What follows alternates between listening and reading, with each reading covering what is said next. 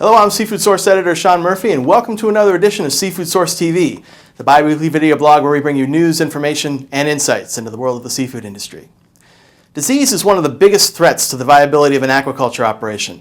One only needs to have to turn to ISA and Chilean salmon farms less than 10 years ago, and the more recent example of EMS and shrimp farms in Southeast Asia and beyond to see the potential for devastation. In both cases, the diseases cost collective damages totaling in the billions. Today, ISA in Chile is nearly a thing of the past, and while EMS remains a problem, landmark discoveries last year seem to indicate that disease's days are numbered too. But the question remains, did those diseases have to cause as much damage as they did, and is there anything seafood farmers can do now to brace themselves for whatever disease is next on the horizon?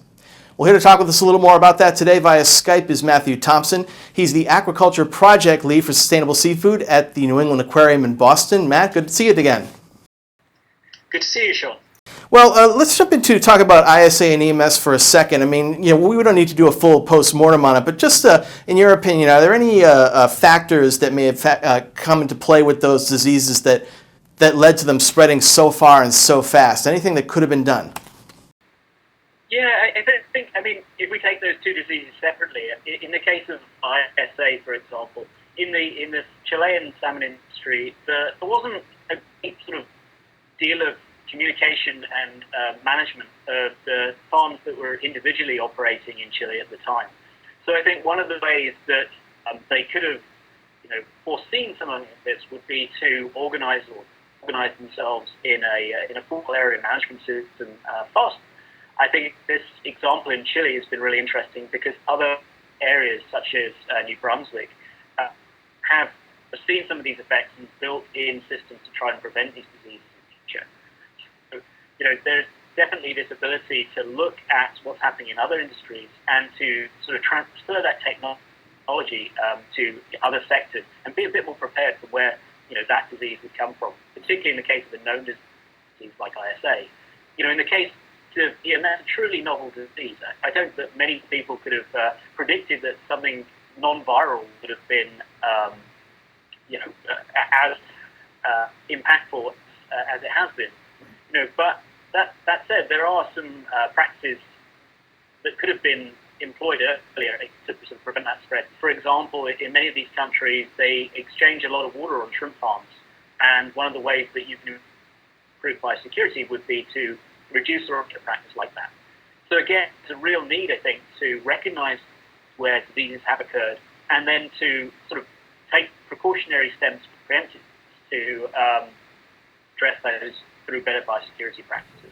Now we talk about biosecurity, and we understand what you mean by that, but it's related but a little bit different from sustainability. You talk about sustainable practices in aquaculture.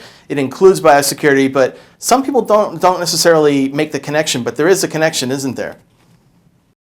There absolutely is. There are direct and indirect effects of disease on sustainability.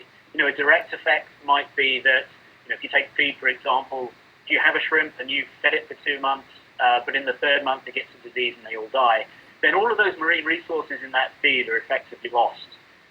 It can be a very big sustainability concern, particularly as those resources are quite limited.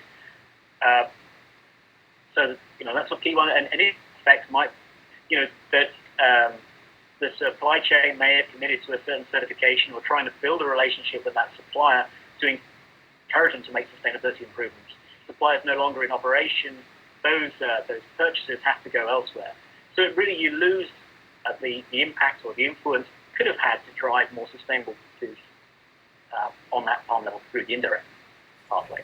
And it works in the opposite direction too. You were talking about the end result in the farm, but often employing sustainable business practices with regard to aquaculture ahead of time does serve to inadvertently prevent diseases in the future. That's the connection we're trying to make here? Absolutely.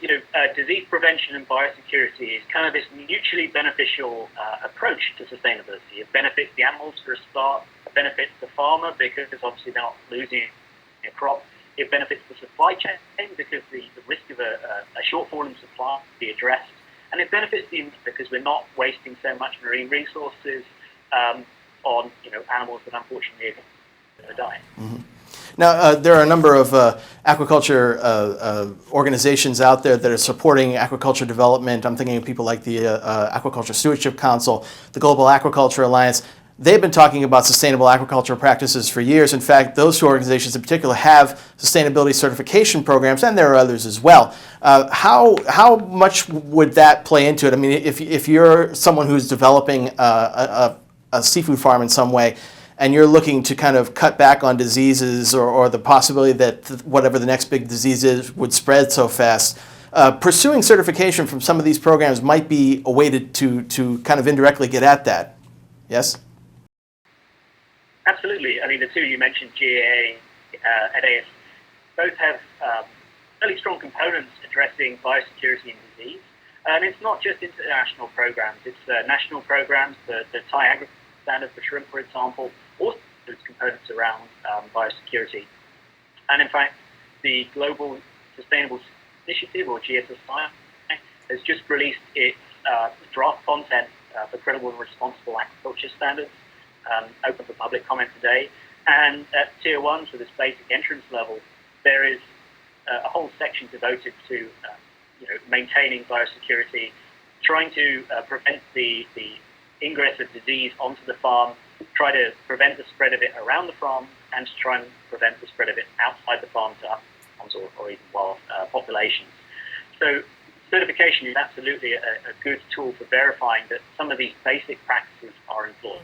But we should know for the record, too, that you don't necessarily have to go for sustainability certification in order to go down this road. I mean, there are certainly plenty of initiatives that seafood farmers can engage in on their own to move toward this ideal. Absolutely. Certification is really a verification, of independent verification that these practices are being employed. And they're part of a suite of standards, some of which may be easier to meet than others. Certainly, biosecurity should be one of those core, mutually beneficial things that everybody engages in at the very start, and maybe can work towards certification if that's outside their immediate ability to meet them. Okay. One more reason to pursue sustainable aquaculture practices in the future. Matt Thompson, thanks so much for your time today. Thank you, Sean. Have a good day. Matt Thompson is the aquaculture project lead for sustainable seafood at the New England Aquarium in Boston, talking to us today about the link between established sustainability practices and guidelines and the potential for preventing disease in the future. For anybody who wants to learn more about this, though, a quick programming note. Next week, Matt's going to be one of a couple of panelists. He's going to be talking in a webinar on Seafood Source. I'm going to be moderating. And we're going to go delve into this subject in a lot more depth and talk about perhaps even some practical steps that one can take. And we're also going to take your questions live online. So if you want to learn more about this or ask Matt some questions directly, feel free to do so. Attendance is free, but you do have to register. You can find out more on SeafoodSource.com. And for those of you who are watching us on YouTube, we'll put a link into the description below so you can find it much more easily. That's going to do it for this edition of Seafood Source TV, but we'll be back in 2 weeks with more news, information, and insights into the world of the seafood industry. Till then, I'm Seafood Source Editor Sean Murphy saying thanks for watching, and we'll see you online.